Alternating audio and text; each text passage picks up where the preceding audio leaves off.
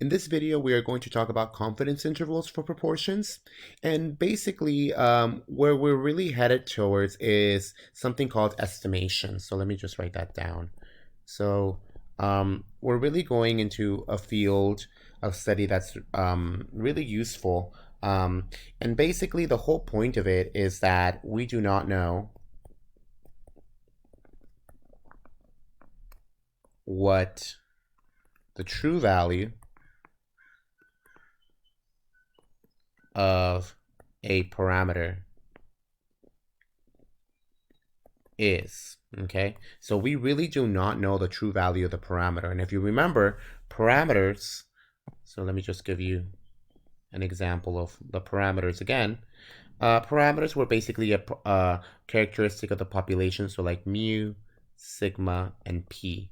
So these are all coming from the population. We don't know what these guys are because unless we can make a census of every single person, figure out their mean income or their standard deviation or the proportion of people who are Republican or Democrat, we don't really know what that is. Okay, so what we can do is we can do estimation. We can try to estimate them. Okay, and one ways that we can try to estimate them is using statistics. And the way that we use statistics is take a sample. The best estimate for this one would be x bar.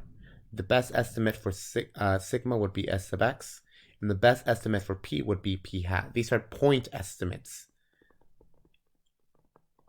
Okay, so point estimates just means just one value that basically just estimates these guys. Okay, so we don't know quite what it is. Okay, unless we find a census or something, we really don't know what that really is. So a statistic is just a point estimate.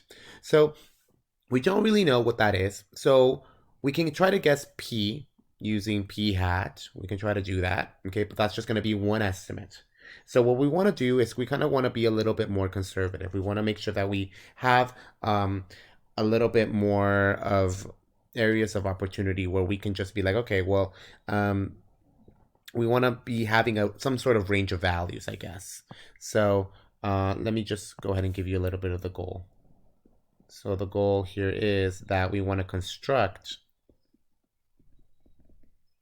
a range of values where P, which is a true proportion, just write true proportion,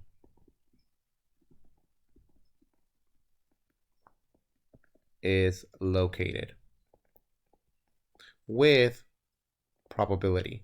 Okay, and here this probability, we're gonna kind of call it confidence. Okay, so how confident am I that the true value of P will lie between these two numbers? So I can give you two different numbers. Okay, so if I were to tell you kind of like, I'm thinking of a number between 0 to 100.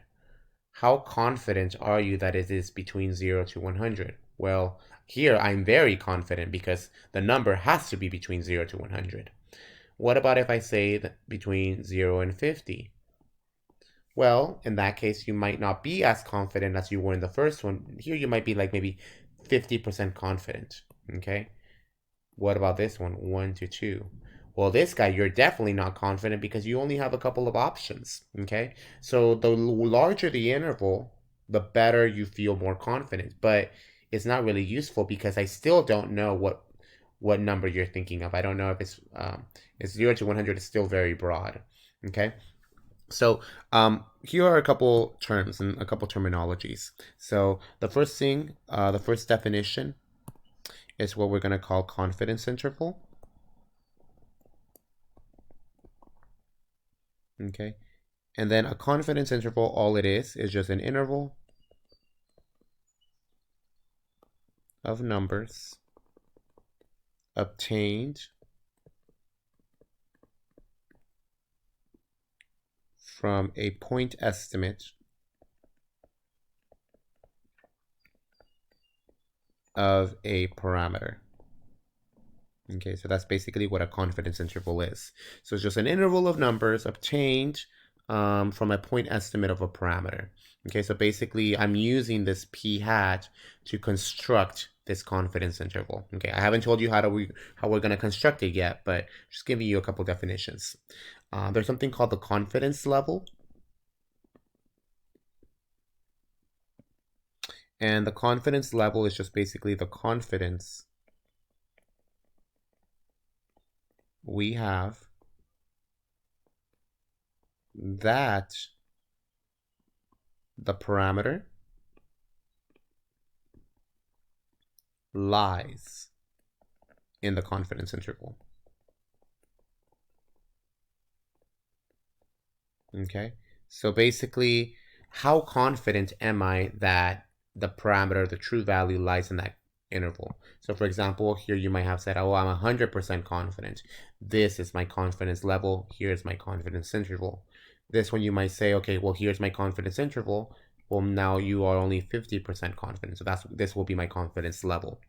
Okay. All right. Now, together, when I combine the confidence interval and confidence level, we have something called the confidence interval estimate.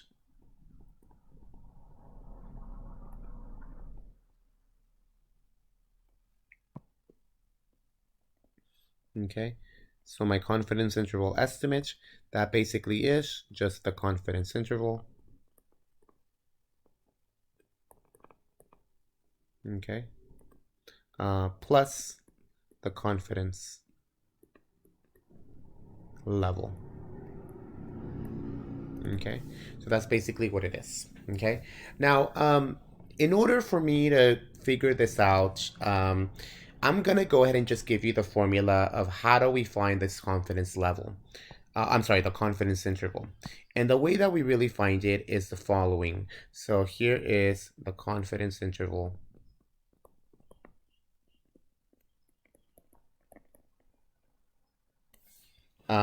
For proportions.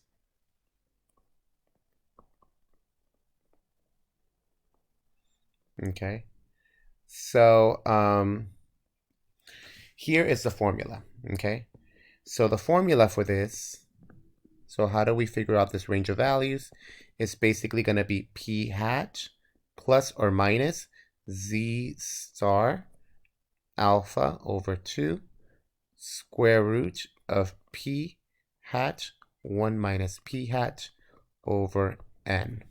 Okay, so this looks like really scary, but basically my confidence interval is going to look like this. So if I don't know if you remember the quadratic formula, but this plus or minus basically means that you have to do the minus alpha over 2 square root of p hat 1 minus p hat over n, and then you also have to do the plus also of p hat 1 minus p hat over n. Okay, so this is basically the formula that you're going to be using. This is the formula.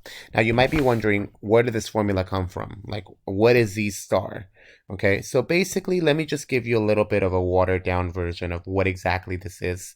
Suppose that you have your p hat, okay, or you have your value of p. Here's the true value of p. Okay, so let's say here's p. That's my mean. Okay, and now what I'm doing is I'm doing 1 standard deviation over. So if I do p plus 1 standard deviation, oh sorry, minus. I'm just subtracting a standard deviation and I'm adding a standard deviation. Okay, so now we know kind of what the standard deviation should be. It should be p minus square root of p 1 minus p over n. This should be p plus square root of p 1 minus p over n. Okay, so basically I'm just adding a standard deviation and subtracting a standard deviation. So this comes from the fact that p hat is normal with a mean of p and a standard deviation of square root of p 1 minus p over n. So this is what we just talked about. So I'm taking the value of p, which is the mean, and I'm adding and subtracting 1 standard deviation. Okay, and you're going to basically say is that, okay, well, between here, this number, and this number, I am this amount of confident. Okay, so this is how confident I am, this probability. Okay, so whatever this probability is, right, this confidence level, that's going to be how confident I am. Now, where do these hats come from? Well, we don't know what p is, so we're going to try to estimate it. So we're going to estimate it using p hat. Okay, now there's something else that we have. Okay, well, that other thing is this z value. This is just basically the z-score. So the z-score just tells you, well, how far away do you want to be? So do you want to be 1 standard deviation? Or do you want to be 2 standard deviations? So maybe you might have p minus 2 sigma or p plus 2 sigma. So depends on how far you want to be. So this guy is going to represent this z star. So this z star alpha over 2. Or if you just want to write z star, you don't need to write that alpha over 2. There's a meaning for alpha over 2. This is just the z-score. Okay? All right, so the meaning behind that alpha over 2 is basically if this is alpha, okay, imagine that this whole thing is alpha, the leftover part is alpha. So when we divide it by 2, you're just going to get alpha over 2. Okay, you don't really need to worry about it so much right now. But if you just want to write z star, that's fine too. Okay, now the ones that I'm going to ask you for this particular unit are the following. So in an example, I will tell you the confidence level. Okay, and then you need to give me what the z star value is going to be. So if I say I want to be 90% confident, well, that's going to be 1.645. That's the value of z. If you want to be 95% confident, okay, then you want to do, and the z star is going to be 1.96. And if you want to be 99% confident, this is going to be 2.575. This is very important. Make sure that you write this down, okay? And this will make sense when we do an example. But these are typically the confidence level that are the ones that are used the most.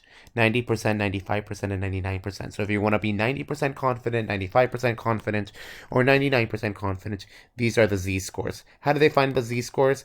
All they just did was use inverse normal because we know that z-scores are normally distributed. Okay? But instead of you doing it over and over again, this is what it is. So we know that the formula is going to be p hat plus or minus z star square root of p hat 1 minus p hat divided by n. So here is my formula for a confidence interval, and here is my table of the values of z's. So what we're going to do in the next video is that we're going to do an example using these formulas.